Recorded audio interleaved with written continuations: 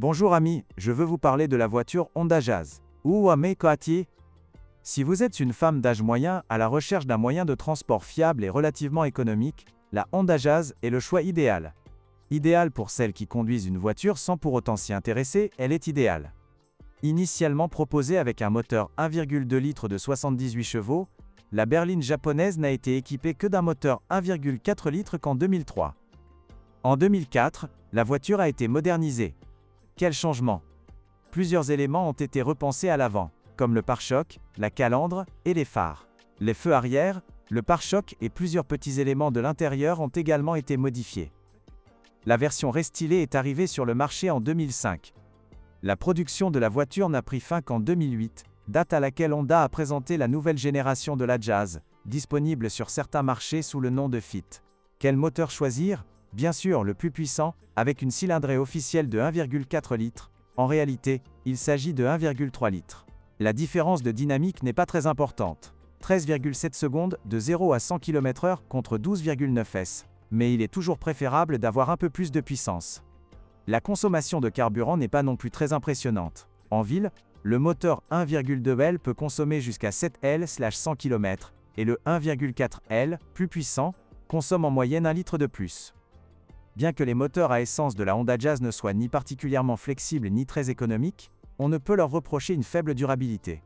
Les moteurs Honda ont toujours été fiables et le restent encore aujourd'hui. Pour un fonctionnement sans problème, il est toutefois nécessaire de régler le jeu des soupapes de temps à autre. Il est conseillé de demander conseil à un bon mécanicien pour connaître la fréquence de cette opération. Les problèmes de fonctionnement ne peuvent être causés que par des bobines d'allumage défectueuses et une vanne EGR bloquée. Ce dernier problème ne concerne que certains modèles à moteur 1,4 L. Comme vous pouvez le constater, aucune conception n'est parfaite. Sur les versions commercialisées en Europe, la transmission était uniquement assurée par les roues avant, bien que sur d'autres continents, le constructeur proposait également des versions 4x4. 3 boîtes de vitesses sont proposées, manuelle ou automatique à 5 rapports, et une transmission CVT à variation continue. La suspension avant de la berline japonaise est à jambes de force McPherson, et à poutre de torsion à l'arrière. Au crash test Euro NCAP, la Honda Jazz 2 a obtenu un excellent résultat de 4 étoiles. Comme vous pouvez l'imaginer, la petite Honda souffre du plus gros défaut de la plupart des voitures japonaises, la corrosion. Les premières taches de rouille sont déjà visibles sur de plus en plus de voitures. Où les repérer lors de l'inspection d'une voiture? Tout d'abord sur les bords inférieurs des portières, le couvercle de coffre et le capot moteur.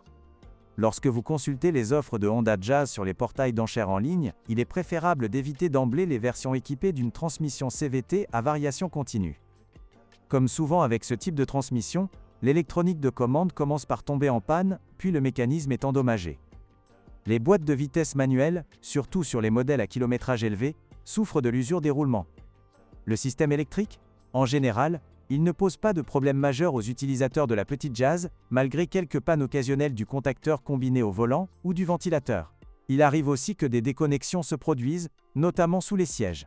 La durabilité supérieure à la moyenne de la suspension, confortablement réglée, mérite d'être saluée, mais il en va autrement des freins. Ils surchauffent rapidement. Entre 2004 et 2011, la voiture a été rappelée à plusieurs reprises au centre de service agréé. Durant cette période, des problèmes ont été résolus. Le contacteur d'éclairage, le relais de pompe à carburant, le mécanisme de frein à main et le système électrique. Avant d'acheter la voiture qui vous intéresse, il est conseillé de vérifier les campagnes d'entretien auxquelles elle a participé et celles qui ont été omises.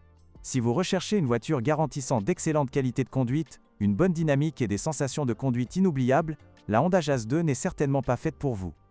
Choisir une berline japonaise ne rime pas avec une bonne insonorisation intérieure ni des freins efficaces. Tout cela est secondaire.